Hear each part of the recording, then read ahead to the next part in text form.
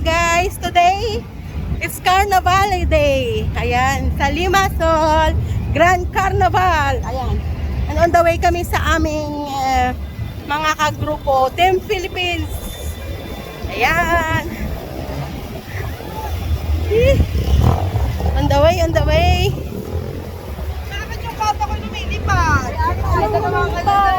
Pakpak talaga yan. Pakpak talaga yan. Ang lakas ng hangin. Ang lakas ng hangin. Ang lakas ng hangin. Buti na lang maganda yung cup natin, ano? Ha? Oo. Hindi yung basta-basta mahulog. Imagine mo kung basta-basta mahulog, no? Maganda nga ang ano ngayon, dress.